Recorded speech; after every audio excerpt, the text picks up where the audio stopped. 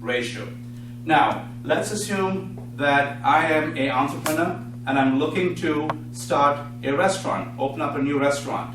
So I do a lot of research. I find a tentative location where I think my restaurant can be housed. And after some more extensive research, I realize, or I've decided, that I am going to serve just one item on the menu, and that will be a cheeseburger platter.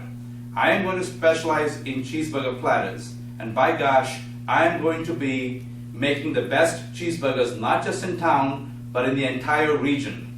So that's the only thing that's going to be on the menu is a cheeseburger platter. So after more research and scoping out the competition, I realized that $5 per cheeseburger platter would be a pretty competitive selling price for me. After doing some costing on the products, on the food and beverage costs, I realized that my variable cost per cheeseburger platter will be about $3. Now, what is included in these variable costs for each cheeseburger platter? What would be included would be your food and beverage costs, because my cheeseburger platter would consist of a cheeseburger, French fries, and a soft drink. So the cost of these three items combined, I've costed to be around $3. So selling price $5 per cheeseburger platter, variable costs are $3. So my contribution margin per cheeseburger platter would be $2. Now, let's assume for the sake of simplicity, I only have one other additional cost, and that is rent. My proposed rent into this building that I expect to house my restaurant will be $1,000.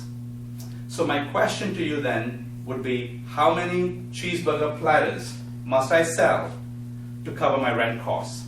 Again, the question is, how many cheeseburger platters must I sell to cover my rent costs? Now, to help us answer that question, remember that each cheeseburger platter contributes $2 towards my rent costs. Each cheeseburger platter contributes $2 towards my rent costs. So therefore, if I sell 500 cheeseburger platters, I will have covered all of my rent costs. Another way to say this is, if I sold 500 cheeseburger platters, I cover all of my costs, because all of my costs in my example can be broadly grouped into two groups. Your food and beverage costs as one group, and your rent cost was your second group. Food and beverage were my variable cost, rent was my fixed cost. So how did I arrive at 500? If I take the $1,000 of rent fixed cost and divide it by the contribution margin of $2, that's fixed cost over contribution margin, that allows me to calculate 500 units as the answer. And 500 units is what we refer to as our break-even point, BEP. So break-even point, what is break-even point then? Break-even point is that volume of sales activity where I cover all of my costs. That means I don't make any money, but guess what? I don't lose any money. So at the very minimum, my minimum objective should be to break even. And in this case, if I sell 500 cheeseburger platters, I will have broken even.